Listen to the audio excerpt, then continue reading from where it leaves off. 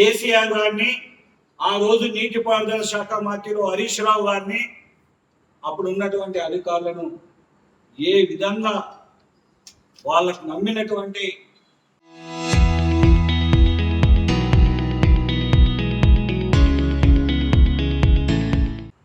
వాళ్ళ వంట పాడేటువంటి మీడియాతోని ఎట్లా లీకులు ఇచ్చి బదనాం చేసిందో మనం అందరం చూసాం. ఈరోజు హైకోర్టు స్పష్టంగా ప్రధాన న్యాయమూర్తి బెంచ్, మొయినుద్దీన్ గారి బెంచ్ ఏదైతుందో స్పష్టంగా చెప్పింది, ఎవరైనా కమిషన్ ఎంక్వైరీ యాక్ట్ 1952 ప్రకారం సెక్షన్ 8B 8C ప్రకారం ఎవరినైతే ఎంక్వైరీకి పిలుస్తున్నామో వాళ్ళకు సమయం ఇవ్వాలి. సమయం ఇచ్చి వాళ్ళు ఎవరైతే క్రాస్ ఎగ్జామిన్ చేయాలనుకుంటున్నారో సెక్షన్ 8C ప్రకారం క్రాస్ ఎగ్జామ్ చేసే అధికారం కూడా ఇవ్వకుండా ఏకపక్షంగా గాంధీ భవన్ లో తయారైనటువంటి స్క్రిప్ట్ ను గొప్ప నేతను తెలంగాణ మొదటి ముఖ్యమంత్రి కేసీఆర్ గారిని బదనాం చేయాలి, ఆయన రాజకీయంగా కోలుకోకుండా చేయాలి అనే ఒక దుర్బుద్ధితోని ఈ ముఖ్యమంత్రి చేసిన నాటకాలకు అటు సుప్రీంకోర్టు ఇటు హైకోర్టు ఇచ్చినటువంటి తీర్పులు ఇంకా జ్ఞానోదయం కాలేదా ముఖ్యమంత్రి? ఇలా కాళేశ్వరం కేవలం కేసీఆరే ఆ స్థల మార్పిడి చేసిండు 9 అక్షరం నుంచి. ఎంతో మంది 15లో 2014లో ప్రభుత్వం రాగానే 2015లో నిపుణుల కమిటీని, ఇంజనీరింగ్ కమిటీ వాళ్ళను ఏసీ నిపుణుల కమిటీని వేసి దాన్ని తరవ ఎంక్వైరీ చేసి వాస్కో అని సెంట్రల్ గవర్నమెంట్ దాంతో ఎంక్వైరీ చేయించి దాన్ని స్థలం ఇక్కడ నీళ్ల లభ్యత ఉన్నదని దాన్ని మార్పిడి చేస్తే అది కేసీఆర్ మార్చిందని లీకులు ఇవ్వడం. స్పష్టంగా చెప్పిండు అది క్యాబినెట్ నిర్ణయం అని నిన్న హైకోర్టు చెప్పింది.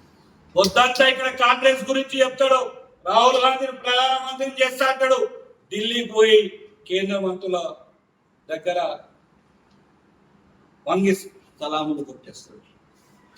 కేంద్ర మంత్రులు ఇంటికి పోయి బ్రేక్ఫాస్ట్ చేసేస్తారు ఈ ముఖ్యమంత్రి.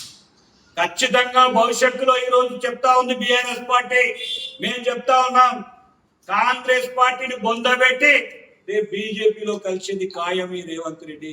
గుర్తుపెట్టుకోండి కాంగ్రెస్ నాయకులరా ఈయన చేసే చేష్టలను అని హెచ్చరిస్తా ఉన్నాం. ఎన్ని రకాలుగా ఈ 3 ఏళ్ల నుంచి కేసీఆర్ టార్గెట్ చేసిండో రేవంత్ రెడ్డి, ఈరోజు హైకోర్టు ఇచ్చిన తీర్పు ఈ ముఖ్యమంత్రికి, కాంగ్రెస్ పార్టీకి మళ్ళీ కోలుకోకుండా అయింది. జీవితంలో తప్పుడు ప్రచారం చేయకుండా ఇప్పుడైనా జ్ఞానోదయం కలగాలని నేను కోరుతా ఉన్నాను. కాళేశ్వరం నీళ్లు అందులో ఏమైంది? కాళేశ్వరం కూలిందని చెప్తున్నవే రేవంత్ రెడ్డి. కాళేశ్వరంలో 100 కాంపోనెంట్స్ ఉన్నాయి. ఒక్కటి కాదు, ఒక మేడిగడ్డనే కాదు, అన్నారం ఉంది, సుందిల్ల ఉంది. దాని ద్వారా మల్లన్న సాగర్ కు నీళ్ళు ఇచ్చినాం. కొత్తగా కట్టిన రిజర్వాయర్లు రంగనాయక సాగర్ సిద్దిపేట దగ్గర, మల్లన్న సాగర్ 50 TMCల రిజర్వాయర్ను మల్లన్న సాగర్ కట్టినాం. కొండపోచమ్మ సాగర్ 15 TMCలతో కట్టినాం. ఆ రకంగా ఎక్కడో ప్రారంభమైనటువంటి కాళేశ్వరం ప్రాజెక్టు ఇవాళ 8,000 కోట్లతోని నీతి మాలిన ముఖ్యమంత్రి, ఇది తప్పు, నీళ్లు లేవు, ఇదంతా కూలిపోయిందని చెప్పినవే. ఇవాళ 8,000 కోట్లతోని హైదరాబాద్ కు నీళ్లు ఇస్తా అని నువ్వు మొన్న శంకుస్థాపన చేసినవే. మూసీని ప్రక్షాళన చేస్తున్నా, హైదరాబాద్ కు నీళ్లు ఇస్తుందని 8,000 కోట్లతో నిన్న 2 నెలల క్రితం నువ్వు శంకుస్థాపన చేసినవే. అది మల్లన్న సాగర్ నీళ్ళే కదా. నువ్వు ఇచ్చిన పేపర్ స్టేట్మెంట్, పేపర్ అడ్వర్టైజ్మెంట్లు మల్లన్న సాగర్ 50 టీఎంసీల నుంచే తీసుకుంటున్నామని ఇచ్చినావు కదా, మళ్ళీ నీకు సిగ్గన్నా లేదా అని అడుగుతాను.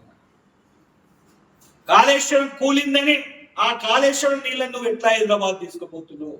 నువ్వు ఎట్లా మూసీ ప్రాక్షణకు ఆ నీళ్లను వాడుతున్నావు? కూలీల కాళేశ్వరం నుంచి నువ్వు ఇవాళ 8,000 కోట్లు పెట్టి చేస్తున్నవే, అది ఎక్కడి నుంచి వచ్చినాయి ఆ నీళ్లు? నువ్వే పేపర్లు ఇచ్చినావు కదా మల్లన్న సాగర్ నుంచి తీసుకుపోతాని. ఒక ముఖ్యమంత్రి హోదాలో ఉన్న వ్యక్తి అట్లా మాట్లాడవచ్చు అనుకుంటాను. ఇలా రైతాంగానికి కేవలం మేడిగడ్డలో 85 పియర్స్ ఉన్నాయి. 80 సేమ్ సమయానికి నువ్వు అక్కడ భూపాలపల్లిలో ఇక్కడ స్పీచ్ స్టార్ట్ అక్కడ స్పీచ్ స్టార్ట్ చేస్తే నువ్వే కాంపిటీషన్ పెట్టుకున్నావు. లైవ్ లో ఎంతమంది చూసిండ్రు? నీ మీటింగ్ 4 లక్షల మంది చూస్తే ఇదే కేసీఆర్ మీటింగ్ 35 లక్షల మంది చూసిండ్రు. ఇలా ఎవరికి ప్రజాభిమానం ఉంది ఒక్కసారి గుర్తు చేసుకో రేవంత్ రెడ్డి అని అడుగుతావు.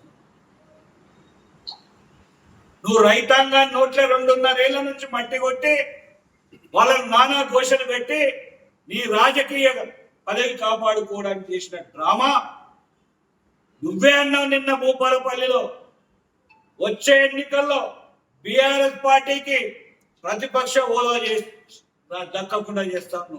ఎస్, 100% కరెక్టే.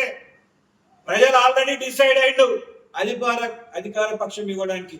ఖచ్చితంగా ప్రతిపక్ష హోదా మాకు రాదు, అధికార పక్ష హోదానే ప్రజలు డిసైడ్ చేసారు. నువ్వు 100% సత్యం చెప్పినావు. ఇప్పటికైనా అటువంటి సత్యం మాటలు నేర్చుకో రేవంత్ రెడ్డి. సిగ్గు ఎగ్గు లేకుండా 94,000 ఖర్చు కాళేశ్వరం ప్రాజెక్టుకి అయితే 1,00,000 కోట్లు అవినీతి జరిగిందంట. అసలు ఖర్చు పెట్టిందే 94,000 కోట్లు అయితే 1,00,000 కోట్లు అవినీతి జరిగిందంటాడు. ఎక్కడి నుంచి ఎక్కడి వరకు కాళేశ్వరం? కళ్ళు తెరిచి ఇచ్చిన హామీలను తెలంగాణ ప్రజానీకానికి అమలు చేసి ఈ నిజాయితీని నిరూపించుకో. లేదు ఈ కక్ష సాధింపు చర్యలు చేస్తే ఖచ్చితంగా ఏదో ఒక రోజు నీకు ఇదే కోర్టులు, సుప్రీంకోర్టు కానీ హైకోర్టు కానీ చివరగా వచ్చే శాసనసభ ఎన్నికల్లో నిన్ను ఈ కాంగ్రెస్ పార్టీని 100 గజాల లోతున తెలంగాణ ప్రజలు పాతి పెట్టడం ఖాయం. రేవంత్ రెడ్డి జాగ్రత్త అని హెచ్చరిస్తారు.